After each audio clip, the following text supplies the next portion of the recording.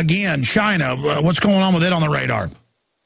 China is in big trouble. Mr. Fromm, before he ever died, used the expression, he said, China is the big one. Watch China more than North and South Korea. Watch China more than Israel in the Middle East. He said, watch China. This is where the action is going to come from. China is in drastic trouble. They have riots. Can you imagine Walmart or Target without any product on the shelf marked made in China? Folks, you had better take notice to what Mr. Fromm told me back a year and a half ago before he ever died. China has already said we'll allow our currency to float from 0.5 to 1. This was on April the 14th of 2012.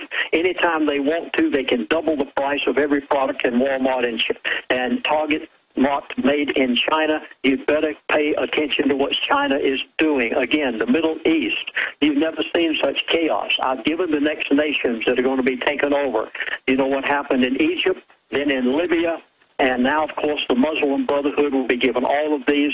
This is where Mr. Obama comes in relationship to where he double-crossed the elite because he wanted to cross.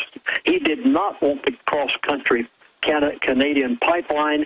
His elite friends. So there's truth to that they have the deal to only buy the oil from the Arabs if they keep buying the dollar. Obama's keeping the old Kissinger deal. And you said this a couple years ago that this would happen, and it has started. And so there is a fight. You're saying he really is double-crossing the West with the Arabs. He positively has double-crossed them, and this was the way that my elite friend put it one day. He was so angry on the telephone, and we were talking about the cross-Canada pipeline and the American production of oil, and he sent me some emails on it. He said, Chaplain, I'm using his exact words, he said, he's a Muslim.